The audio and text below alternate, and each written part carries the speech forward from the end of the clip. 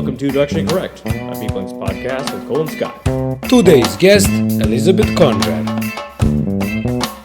Thanks to our sponsors, Worklytics. Generate actionable insights from work data while protecting your privacy using workplace analytics with our partners, Worklytics. Let me introduce Liz. This is Liz Conjar, Elizabeth Conjar, professionally, PhD. She has 16 years experience in IO. Say it isn't so. There's no way. But she has experience in consulting, data analytics, network analysis, surveys, engagement, employee sentiment, ML work, PhD of George Mason University. She's passionate about data-driven insights to improve the employee working experience and well-being. She's a cat mom. She has a refrigerator in her office, which I'm super jealous of. There are many number ones, but she's the most number one of them all. Welcome, Liz. Thank you. Thanks so much. What a wonderful question. I love the cat mom in particular. Well, I've known both of y'all for quite some time, and I think I have like a major life announcement before we start. You know, it's been a long time coming, and it's the end of an era. But I think it's time to increase the font size on my computer. I just can't see anymore. Should we get you some reading glasses while we're at it? Yeah. Cole caught me the other day wearing my reading glasses. I was absolutely embarrassed. I think I'd like to see you in some reading glasses. I think that, you know. It's time. It's absolutely time. It's time to get some intellectual-looking glasses, Scott. You need some, not just readers, but something that's going to say, "I've got an eclectic personality. I'm probably a host of a podcast." What would that be, like Oakley's or something? I feel like you need some, like, I don't know, like a fun color, or like the thicker framed, like black or like lime green. Yeah. I think that would be a good, good Maybe like a smoking jacket with like the elbow patch. There like you go. Are you gonna get a monocle? Professor or something like that. Yeah. I don't know how to follow that. I think that's it. I think we did our work here. So there we go. Liz, you going to PsyOp? Absolutely, I'm going to PsyOp. Yes, I'll be presenting on Thursday and getting it over with, and then chilling out for the rest of PsyOp. What are you presenting on? Lucky. We are presenting on hybrid onboarding and how bringing people on remotely as well as in person in some cases, how that sort of changed the landscape of what onboarding employees looks like, and how we get people connected more relationally if we're doing more remote onboarding. Still the impact that we have and have always had, really, of diverse and globally dispersed teams. And so I think it should be a really good conversation. Let me guess. The answer is it depends. Doesn't it always depend? Is there an IO psychologist that exists today that doesn't have that in their vocabulary, or a consultant, or It's like the go-to joke of our field. It's like it always gets a laugh, even if it's the 100th time you've heard it. Absolutely. But it's actually pretty true as well. Typically, the world's more complex than we give it credit for, or I don't know. Scotty and I were chatting about this the other day, even in our analyses, and the reason that we both like network analysis is that it actually takes the social system into account when you're thinking about analytics and corporations, and as opposed to just kind of like individual level predictors of something. I've got a question. This has nothing to do with what you're talking about, Liz, but it did have to do with what you said. Both you and Michael Areno, when you're on the podcast, called Scott Scotty, and no one else I know calls him Scotty. What is the thing going on here? Maybe, I don't know if you can fill us in, Liz, or if Scott has something to fess up to. What's going on here? Well, I think when he started working at our company, at the big tech company we both work for, he introduced himself as Scotty. It's literally written there, and his name right now in his yellow circle on the Zoom screen. So as it's an inner circle. So like I can have a blast radius around my friends, right? So the close ones call me Scotty. Next out is Scott. And if you just really don't know me, just pick my name up from like HR. It's Matthew, which is my given name. I was didn't surprised even know every it time was we came. Matthew. Yeah, here, this is a quick story. So when I was just a junior researcher, I joined a small assessment development company, and it was a 3-man research and development department, and all of us were named Scott. So they needed a way to differentiate us from the outside, because people just like call and say like, I need Scott. Like all of us like, I don't know who you're talking about. So me being the most junior, I became Scotty. My boss became Scott. And the most senior one became Doc, PhD, Doc. So that's how they differentiate us. And that name just stuck. Scotty just kind of stuck. It's now my Okay. email address, everything. Yeah. This is a really funny way to learn that you're not an inner circle person. Oh, you're inside. You're inside. You're something. You're like, it's like rings of Dante's Inferno. You're just a slight ring outside, I guess. We can go back to talking about PSYOP. I just wanted to derail us a little bit. I said, are you both presenting at PSYOP as well? Yeah, we've got a live podcast with Alexis Fink at PSYOP, which is pretty exciting from Meta. And then I've got, I don't know what other sessions you've got, Scott, but I've got another one about people analytics careers for IO psychologists with previous guests Tony Ferreras, and then a few others. Chris Sarasoli, Hannah Marco Goldstein, Andrew Kalmus, and Kristen Sabo. So yes, our podcast is going to be on Saturday at 3 p.m. I don't think there is a later session than that. There is not. That is factually accurate. But have y'all seen the PSYOP trends for 2023? I have. I was just taking a look at those the other day. Here, I'll give a rundown. I'm curious of y'all's impression of these. So, 1, rethinking the employee experience of remote workers. 2, best practices for managing a hybrid workforce. 3, managing the transition into a post-pandemic world, which sounds very similar.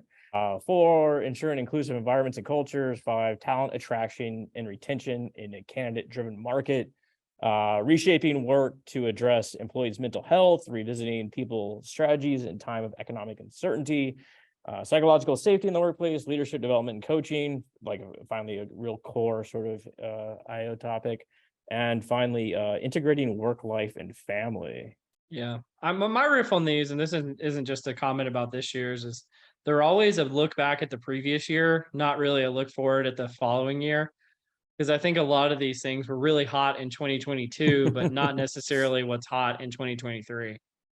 I could not agree more with that statement. When I was looking at them, I was like, it is hilarious how fast things change. And I think with the environment that's happening right now, with a lot of, especially tech companies, getting rid of employees, with a lot of companies saying, hey, there's a return to office mandate.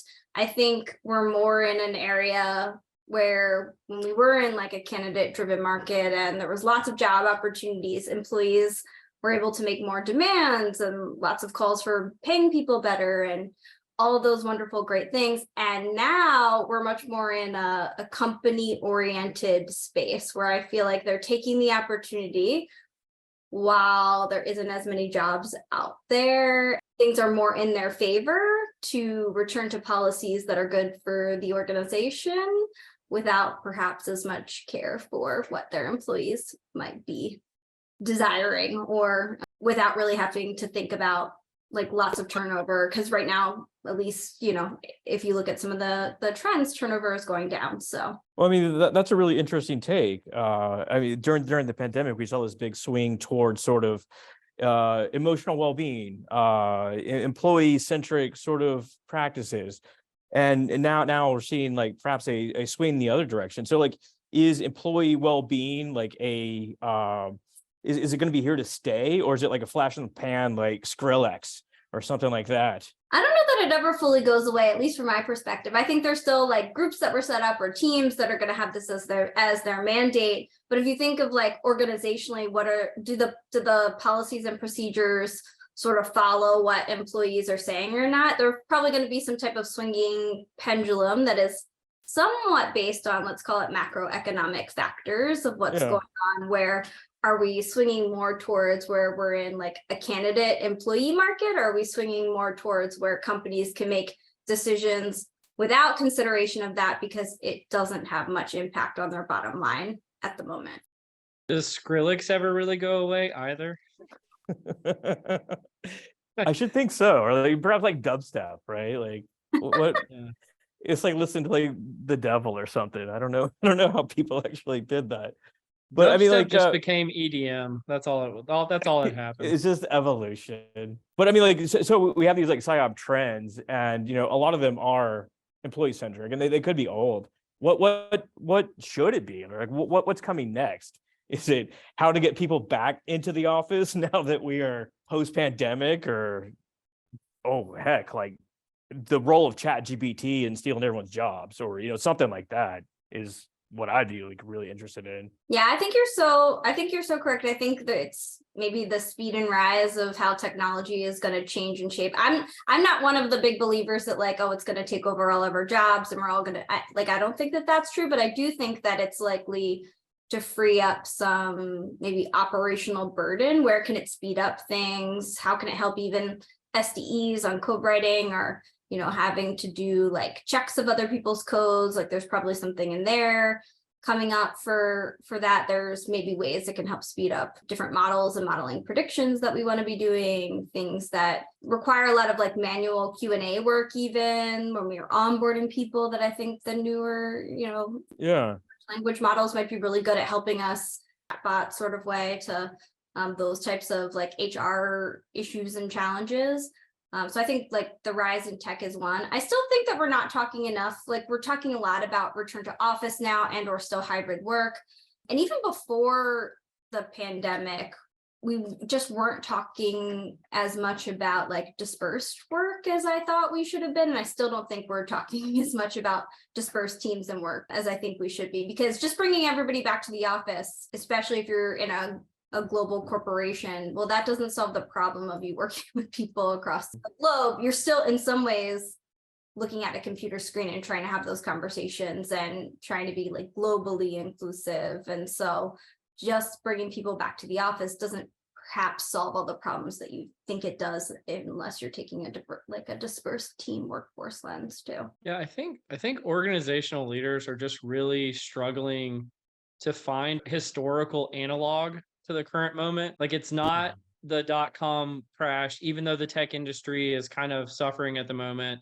It's not 2008. You know, we've never had a period in time with a huge experiment with remote or hybrid type of work in mass. You've also got extremely tight labor markets for frontline level positions. And so as far as I can tell, there's really no historical analog. And then layer on things like inflation and, you know, credit crunches with like SVB and all the other banking crises that are going on.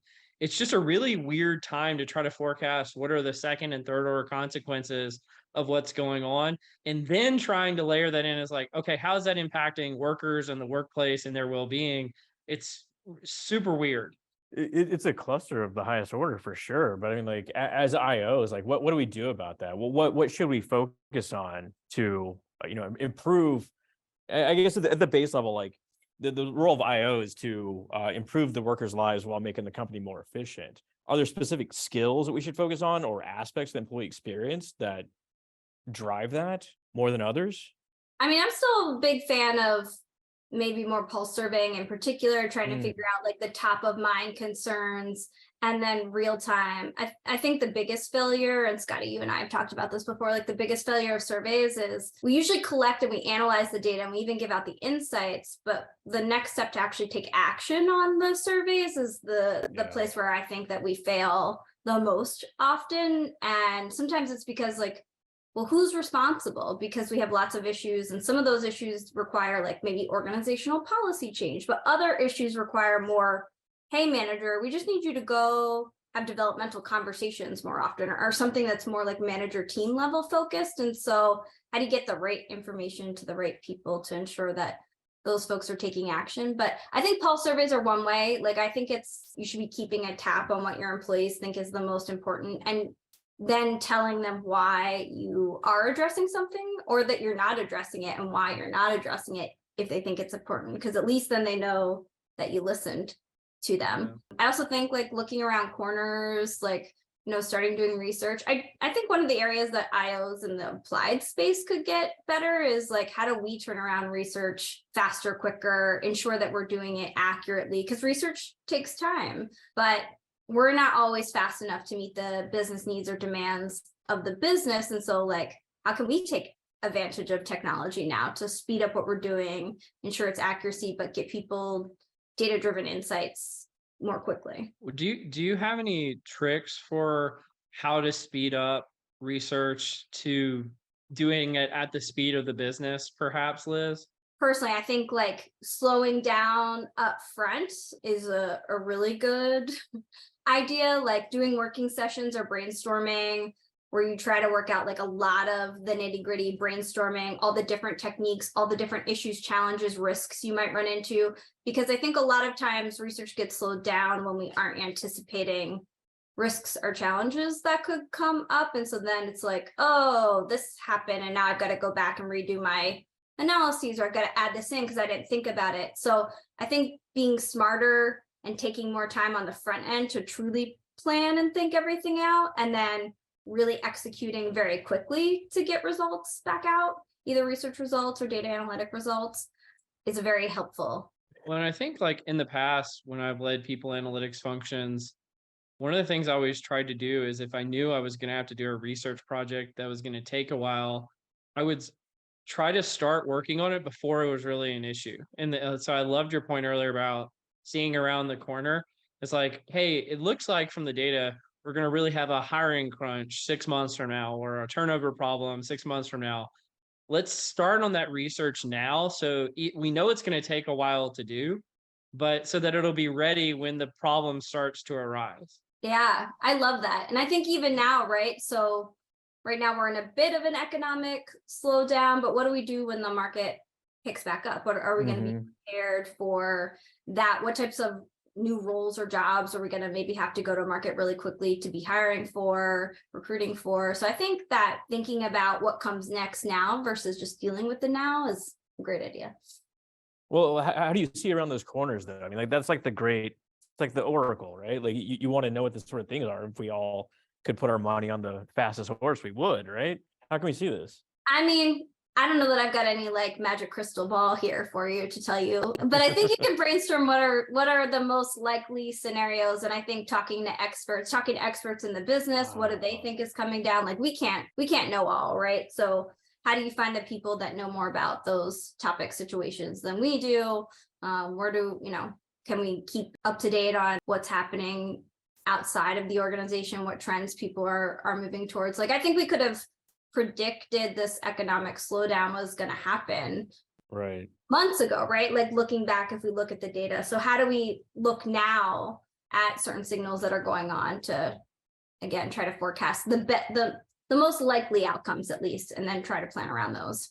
I love this like Bayesian sort of prior thing that you're bringing up here, as far as like, talk to those folks in the know and then like predict from the past what you're going to see in the future. But like along the same lines of getting back to like the idea of like well-being, what are some of the trends that we are seeing and ways that employees can improve their life, whether they're remote or in the office or some sort of hybrid sort of scenario? I know you presented on this last year and probably have some great insights that are still relevant. Yeah, last year we did a panel more on like employee belongingness and what belongingness means and where did it sort of fit in. And we had people have different takes that it's really a part of ID&E. I was just wondering, how do you define belongingness and then just to kind of tee up what you were saying with well-being? My take, based on some of the data that I've done, some of the research that I've done at other companies, and while I was a consultant, is that belongingness is really bigger than inclusion. It's more of the umbrella factor. And so some of the things that we've seen predict belongingness are not just kind of like how inclusive do you feel on your team, or do your values match the company, but also like, do my skills fit the role that I'm in? So do I belong because like my job is actually a good match for me right now? Do I have the right information to do my job even? So some of the like role clarity factors can predict belongingness. So in addition to some of the inclusion factors, and then we've got some like culture fit, org value fit does the org care about the same things that I care about? Do they value, if I'm really into climate change, are they doing the best that they can on climate change? So to me, it's almost like a more umbrella terminology that goes beyond just feeling included as a person or on a team. I've got a follow-up question, just because I was having a conversation the other day with a pretty prominent D&I B researcher, if you I don't know what the acronym is nowadays. And I asked him a question, and we had a really good discussion. I'm curious what your perspective is where does the responsibility and accountability lie for belongingness? Is it with the individual? Is it with the manager? Is it with the person's team or department? Is it the organization's responsibility? And because of those differences in accountability, how do you do organizational initiatives to increase belongingness? Because you're probably going to have a different kind of initiative depending on who's accountable that day. Yeah, absolutely. So I think, well, one, I think there's different layers. I mean, I guess you could make some arguments that maybe individuals are in some way accountable for their own belongingness. I think that's probably like maybe the last place I would go. I think the most relevant is probably like team level, maybe up to like an org level if we're not getting like too big in organization. Once we get too big, then that's hard for people to grasp their mind around that, belonging to like a super large entity. But I think more at the team manager level, that's really where you can probably best cultivate a feeling of belongingness, of role clarity, of growth and development, right, of well-being. But there are absolutely then organizational systematic factors, right? So on the individual side, I can teach people about setting boundaries, being self-aware, some emotional regulation, all those nice individual things that will help us better manage our work, feel better about our well-being. But on the organizational side, we can start setting better policies of like making sure that people have enough time off, or that they have enough sick leave when they're really sick, or that there's good workload management that is kind of like a cultural factor. Like we all value having, reprioritized workload. We're not working XYZ number of hours. If the culture is all about like, you should be here 80 hours a week, well, then you should expect that you're going to burn a lot of people out. So I think there's probably different layers of accountability depending upon like what types of things you're talking about. So organizational systems, organizations are accountable for certain policies, procedures, equity. I think creating like truly what is the top-down cultural factors. And then managers and teams are probably more responsible for some of those like personalized factors. How do we help you like in the moment reprioritize work? How do we help you in the moment if you're not feeling like your voice is being heard? How do we empower those types of things? So I think any of these could have like a systems level perspective, and then you've just really got to define the right actions at each level. And then think about, does your org care enough to pursue them or not? I think that's true. It's like layers of an onion. We've seen some from other, say, network analytics professionals that it's really about those 5 to 10 people around you that really dictate your employee experience. So if you can get that right, so this like kind of meso level that you're referring to, while having this like big umbrella culture factor, I don't know what you describe it, belongingness factor across the organization, that really helps this like top down, while the individual is also responsible for, you have to put yourself out there. You got to be open. You got to be willingness to do all this sort of stuff. So it's like bottoms up factor as well. But Liz, you and I had a conversation like 9 months ago, and I just think you're totally wrong. Like you told me that turkey was the most terrible meat around. And I cannot disagree. I cannot disagree more. You absolutely can disagree. You can't disagree more. Yeah. That's an important distinction. It's very true. You cannot disagree more. I like turkey. I think it should be smothered in gravy when you're eating it, but I do think it's absolutely delicious. So I'm not sure where this I was misinformed. Of the turkey came from. This is a public walk back of some serious language. Scott was prepping me. He's like, Liz hates turkey. She thinks it's the worst. And so I'm coming into this expecting to have a whole debate about the merits of or demerits of turkey versus other meats. And now you're like, oh, turkey's fine. And that totally puts a pin in it. It's turned into the talk ultimate to straw the man. other Liz that we work with and see if like this myth arose from her. Okay, so like my consternation has been thwarted, definitely. But it sounds like you're like a Thanksgiving turkey sort of person, like That's on a true. plate with gravy, this sort of deal. Yeah. I'm a very big fan of Thanksgiving food. So my birthday happens around Thanksgiving, so I'm just a big fan of Oh, you got this like all halo together. effect. Yeah. I mean, there's pies, there's cake, there's delicious turkey and stuffing and gravy and mashed potatoes, and just makes me very happy. There's no gifts that get given except to me. And so pretty amazing holiday. Just, throwing that out there.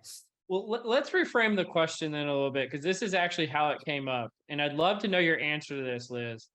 What, if you had to rank order, what are the best to worst meats to include in fajitas? I've never had a turkey fajita, so I don't know where that stacks up. But like, what's your favorite fajita go-to addition, and what's your least favorite fajita go-to addition?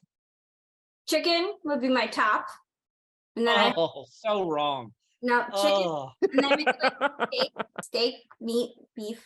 That would probably be next. And then I mean anything like fish tacos, I don't like fish. So any of that would be my bottom choices. If you put fish, I've never seen fish fajitas, but I think shrimp is number one, followed by beef, chicken. I wish there was turkey. Turkey sounds delicious in a fajita. The worst is vegetable only fajita. Like, who wants that, right? I would eat that. I mean, I would eat it too. I mean, like, you sit there and like you eat it at the table, like when all the meat's gone. But I'm definitely going beef, shrimp, chicken, bell peppers, and whoever the weird person who's eating fish on fajitas. Like that's definitely last place. You ever had a turkey leg? Yeah, I've the never had Renaissance Fair is a big thing in Pennsylvania, where I am from. So absolutely, I've had. Turkey legs are so much better in theory than in practice. When you're eating them like for real, they're actually really nasty, but they look cool. And you do feel kind of like a caveman or something if you're eating it. Y'all want to step into the nerdery? Let's do some nerdery. What you I got for Nerdery. us today, Scott? Let's start out with the cost of new ideas. Idea generators become less satisfied. So it's a really interesting experiment. So they conducted 5 overall experiments, and they found that people that are generating ideas become less satisfied with the topic that they're asked to generate about. So they were asked, in one experiment, they were asked to generate ideas about restaurants in their area that don't currently exist. And they became less satisfied with the local choices that were available, even so much that some of them even said that they don't even want to eat at their local restaurants anymore. And overall, more ideation leads to less satisfaction with the status quo. And the authors essentially say that this may be a way to improve when organizations ask employees to brainstorm, because the more you brainstorm, the less satisfied you become with the organization. Well, I had 2 thoughts when I came across this, Scott. One is like everyone's probably heard the adage, like, if you want to be happier, just lower your expectations, right? And so I feel like by framing it the way the researchers did, it's just extremely like raising people's expectations and therefore lowering their satisfaction with the status quo. But the other thing, and this is from my research that I've done in the past using surveys, they framed one of the questions like, what could you do differently? Well, the what could you do differently question typically on a survey is the how can we actually improve, like why are you dissatisfied question. And so it is sort of framed from a dissatisfaction lens rather than a satisfaction lens. And we all know from like 2-factor theory, satisfaction and dissatisfaction are actually distinct concepts from one another. So I think they may have kind of biased their result just based on how they framed the question. How would you improve on satisfaction though? Like, I'm satisfied. Where would that lead to improvements? Well, I think if you ask about improvements, you are priming them to think about things being okay. Right. So I agree with Cole's take here on like how things were asked, and there's also a jump, I think, between the takeaway and what type of brainstorming might happen in organizations. And other factors here? Like, how much did we care about this thing to begin with? Is this something we've been championing for years, or do I have little kind of like knowledge expertise in the thing that I'm brainstorming? So I don't know. I Yeah. felt like we were missing some other factors to get to the conclusive takeaway that they left us with. Have y'all ever heard the term bike shedding? No. So it's I don't know, parable or idea, what have you. So the general thought goes, I'll be very quick. They're building a nuclear reactor, right? Very complicated sort of thing. Next to it, they're building a bike shed where people can like put their bikes in the thing, and they make a presentation and they say like, okay, we got our nuclear reactor, we got our bike shed, and people start focusing on that bike shed. Be like, well, maybe we should paint that thing green. Maybe we should put it blue. We're gonna put bike locks in there. Is it gonna be free? Is it gonna be free access? And the general idea is that people will comment on the things that they're aware of, like that the nuclear reactor is so complex, despite the fact that it should be the focus. They can comment on the things that they are aware of and have an opinion about. Oh, absolutely. When I think coming back to kind of the original point that the authors make about like idea generators being more dissatisfied, it makes me think of that George Bernard Shaw quote: "The reasonable man adapts himself to the world. The unreasonable man persists trying to adapt the world to himself. Therefore, all progress depends on unreasonable men." And obviously, it could be women too. But I think the point of it is the idea generators probably are the ones trying to change the world, but they're also probably dissatisfied most of the time, because when you're trying to change the world, that's a long process, and oftentimes it doesn't work either. Yeah, I also think that I didn't read the full article, so I don't know if they talked about it, but It's all good. I was I love it. Yay. I was curious about the state, like how long does the effect last? Because also, yeah, like if I get an employee survey and somebody asks me what's top of mind, what could be improved here, like, yeah, maybe I kind of work myself up into a current state of like, well, okay, I've got this complaint, I've got this complaint. And some of the most, what we find is some of the most engaged employees will also be some of the highest complainers, because they're very motivated to help fix things at the organization that they care about. And so it's not unrelated, I think, for that to be a state, but that I could go back to my work and be like, cool, I'm going to work on this really cool project, and now I'm in a flow, happy state again of what's going on in my organizational world. And so I do also think it's about like what's happening in the moment. What were you being asked, the frame of mind that you're being asked, and how long would this type of effect, like, actually, would it be persistent or not? Yeah, I think that's right. And I think that's also like a microcosm of like what we see on social media. So people get involved in these discussions, and like the world isn't perfect. We know this. And perhaps they even get involved in certain groups. They point out flaws, and then you start ideating on it even more. And then you get involved in this like echo chamber where that other side, that they're just not doing it right. And like, how could they be so wrong at this point? Either way. And to your point, like if you were to step away from that sort of system, you may calm down, but we see it kind of spinning up into this lack of satisfaction overall. Yeah, that's definitely a phenomena that is happening all too frequently in society. I do want to come back to one thing you were saying, Liz, because I think it's a really good point about like sometimes disengaged employees, like what's actually the root cause? Is it because they actually want things to improve, and therefore if over a long enough period of time they got disengaged because they were actually trying to actively make a difference?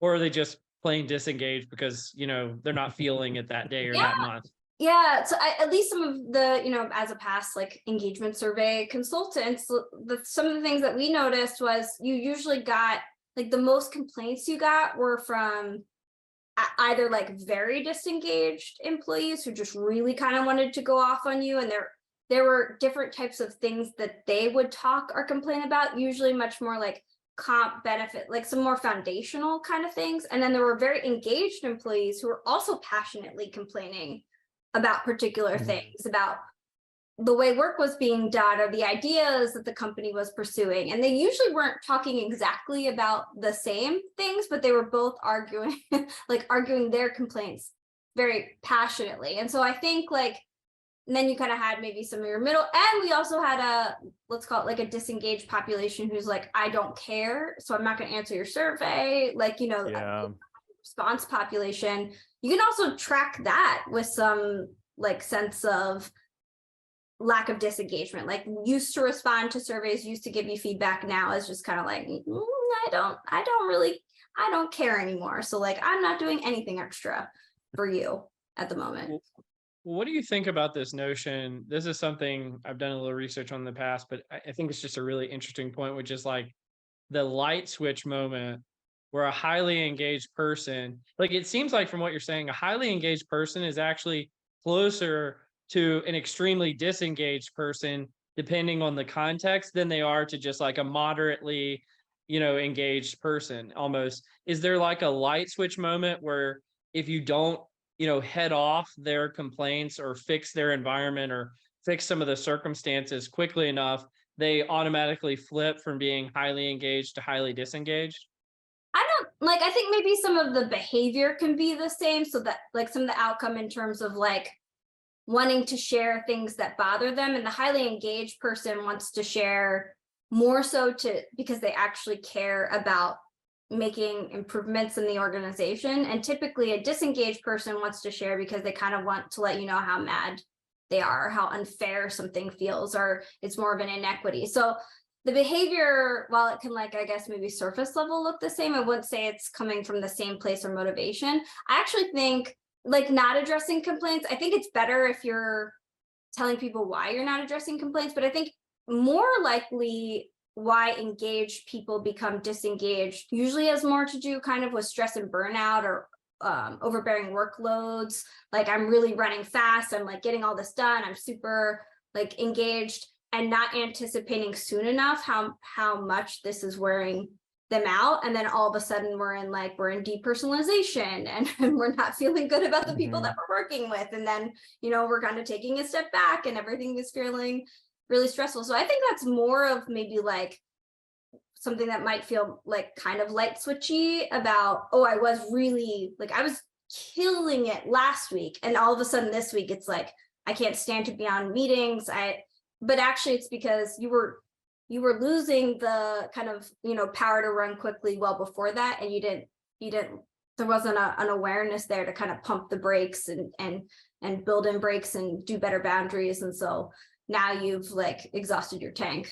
That makes sense. But I just think in terms of those folks who are doing this type of research out there, and I think this is just building on what you were saying earlier, Liz, is one of the most interesting populations, if you've got time over time data or longitudinal data, is who are the highly engaged people that move to being extremely disengaged, and like what's your ratio?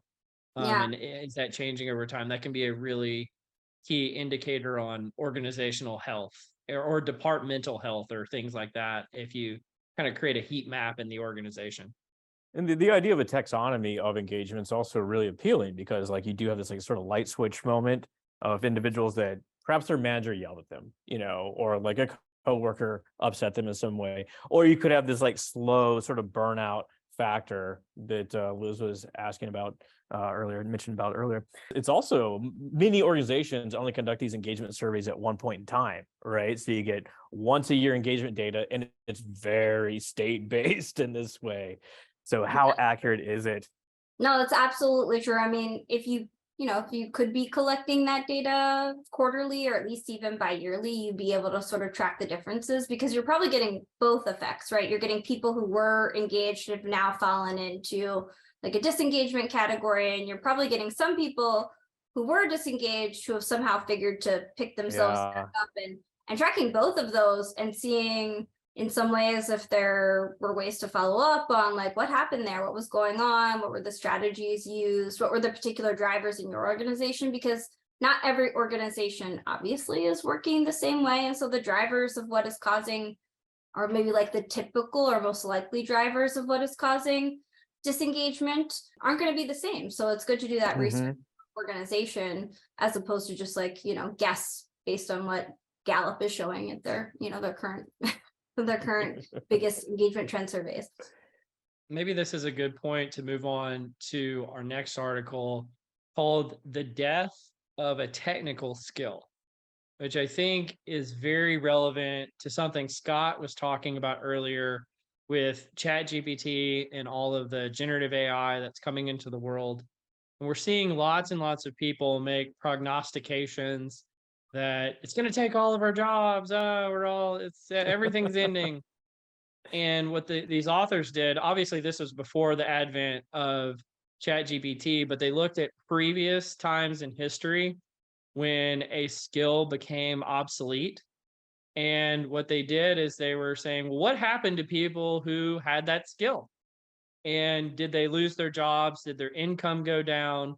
What actually happened? And what they found, they took one particular case study, which was the decline of the use of Flash, like Adobe Flash.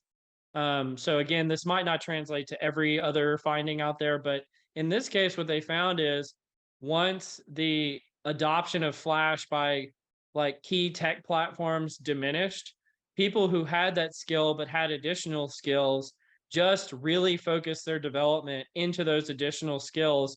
And therefore, very few of them actually lost their jobs and very few of them had their wages decrease because they just reapplied themselves to the area where their focus could continue to make, profitable things. In that case, in the article, I think it was like Linux and Python and a few other types of skills. I can't remember all of them, but I think this is really relevant to what's going on at the moment is like, are we all going to lose our jobs? It's probably not. I mean, maybe some people will, but it's likely going to be the aspects of the job, some of which are going to decrease in nature because of what's going on with automation and AI can do it better than a human being. But that's only going to increase the need for other aspects of the job that, an AI might not be best applied for. What are your all thoughts on this? I fully agree with you on that. I think that there's, and first of all, when I first read this article, I was like, well, none of us come with just like one skill, right? Like I'm sure that people maybe were consulting solely on Flash, but they still had lots of other, right? Like their consulting capability, their coach, the way that they coach, or their ability to develop like training platforms, and maybe they had already had not just Flash, but were teaching on other things too. And so anyways, I feel like it was very interesting to sort of like, oh, we're going to focus on, but I think that that's what's probably going to happen. There are certain types of behaviors or certain types of work task activities that become less in our everyday jobs, and that will free up, I think it will free up time for us to take on like the more complex, overly thinking, how we put all these puzzle pieces together, as opposed to maybe some more of the like manual, burdensome, repeatable things that an AI could obviously do better than we probably would do. We're much more prone to mistakes when we're doing something over and over and over again than a computer would be. Friend of the pod, Jackson Roach, had like a really interesting post on LinkedIn about this. Essentially, like, are we going to be taken over by the robot overlords? And I think that this discussion may sound like really silly 12 months from now, looking back, because none of us really know. But overall, I think this like really highlights the role or the skill, ability, whatever you call it, of adaptability. It's become increasingly valuable moving forward. We see it coming up and up again and again, that the world's moving faster and faster, and you can't put all your eggs into one basket the way you could several years ago. Like I used to only know how to type. That was a skill, and now you need to be able to do all sorts of different tasks to be relevant and even just function in society. Can I take the other side of my own argument that I made for a second? I think there's a rightful fear also in this moment. I think that's why you've seen like there's this absolutely letter that's getting a bunch of publicity signed by Elon Musk and a bunch of other famous people saying, GPT-4, we need to pause right after that, because if we automatically launch GPT-5 in 6 months, we're all, screwed or something. I don't know exactly what it says, but my point is the death of a technical skill is only implying that one skill is going away all at once. What if there are multiple skills, or what if there's a majority of a person's skills that are being automated all at once? And what if organizations are not feeling so magnanimous that they want people to have more free time? They just want to say, hey, we're just going to cut these jobs. So I don't know, we mentioned, I think on the last podcast, or maybe 2 podcasts ago, that ChatGPT made certain professions 50% more productive. And I made the comment that that essentially makes it seem like you have twice as many workers as you had before. What if organizations say, okay, well, now that we have twice as many workers as before, we only need half of the workers that we had to do these jobs. So it's not all jobs going away, but it's just a few of them. I don't, how do you all react to that? So I just want to make a comment for reacting specifically to that on like this emotional component. I do think that there is this like fear, overwhelmingness that also just needs to be talked about and dealt with, because that in and of itself could be a detractor to you feeling motivated and engaged or doing things about your work. If you're like, well, Oh the yeah. machine is just going to come in and take it from me anyways.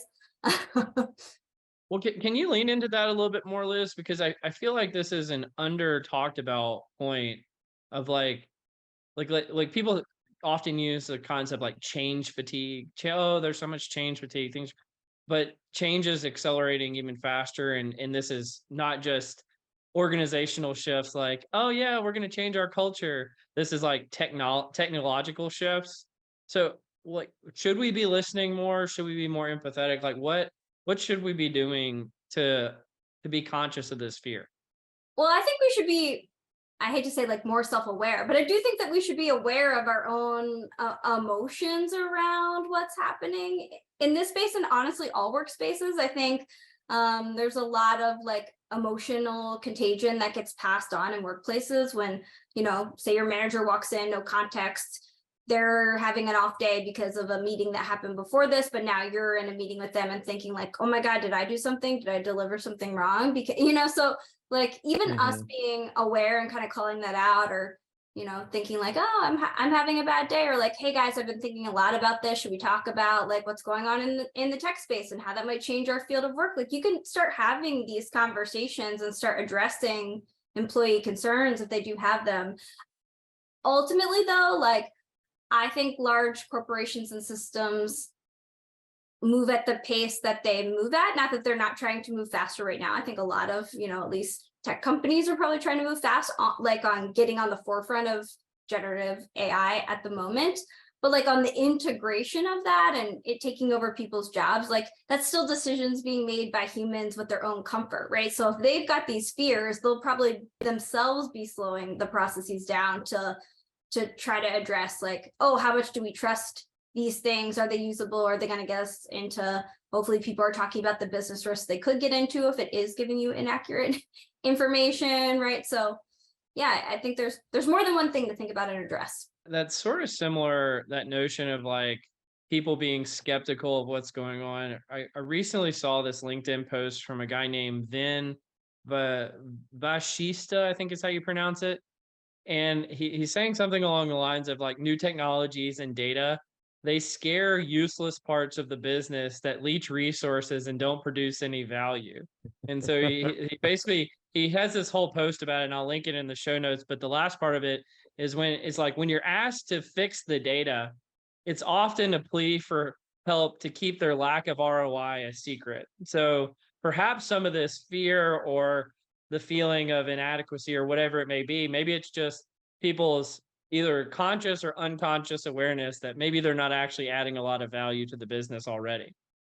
I think it could be many factors. So that could be one thing. I think it's like, do I have to go learn something new now again? Like overwhelmed workness of some of these things. I think fear, you know, of losing jobs or jobs being cut when that's already happening in lots of spaces right now. So that's probably heightened by hearing about some of these new technologies.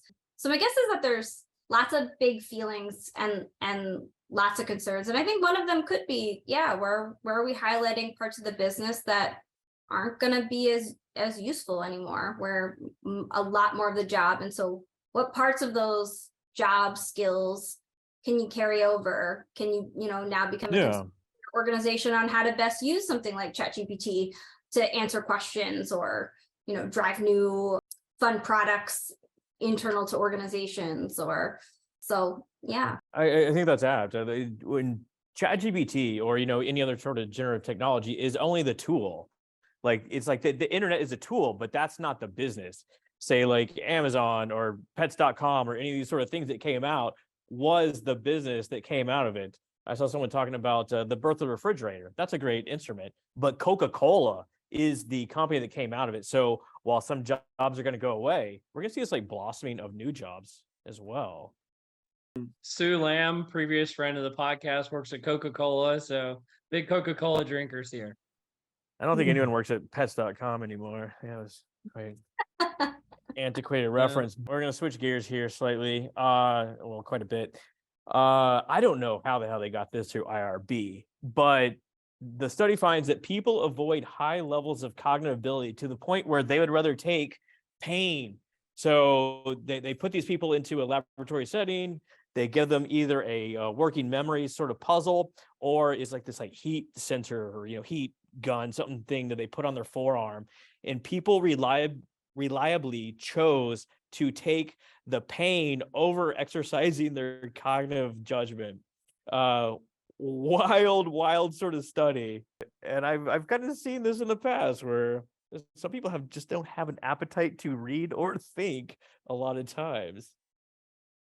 I actually think this is directly related. You said we're gonna like wildly switch, but I was like, oh well, thinking about some of these technologies, like this might be where some of the fear is coming from, right? Like the overwhelm of like, oh, I've got to go think and learn and do something on our new, interesting. Like on our new tech. So I was like, oh, I actually thought that these were related to each other. So people would rather use an electric shock than learn how to use ChatGPT.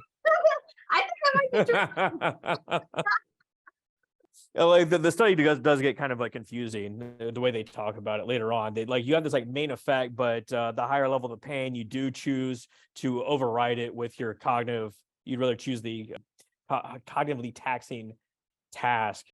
I don't know how applicable this is to an organization. Perhaps like Liz and I've talked in the past about just throwing money at things, and that could be like the equivalent of pain in your personal life, right?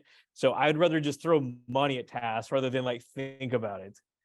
I'm thinking about my taxes right now, like paying a CPA just yeah.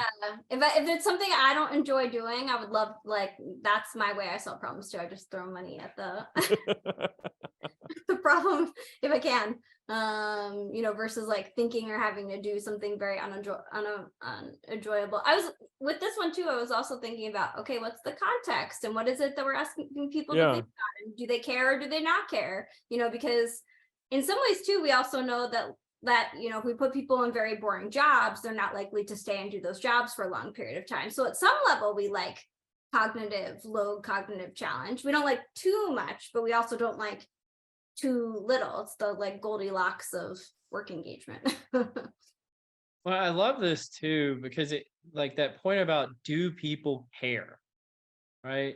Like tasks that someone cares about that could be mundane, like leveling up in a video game. It's like the most mundane thing ever, but people care about it. So they'll be engaged at it for hours and hours and hours. Where if it's mundane, but people don't care about it, like school or learning statistics, people are I guess are rightfully a little abrasive towards it. So I think you really hit on something there, Liz. Yeah, and I could just say that I really liked learning statistics. I was one of those like weirdos in the class. It's person specific, so you got motivation, high motivation. I do think, though, there's a person aspect to this, and whatever the topic is that you're asking somebody to take on. Like, are we asking regular everyday people about quantum physics? Well, maybe I don't want to think about that either. Right. Here for me to take 20 seconds of like a shock.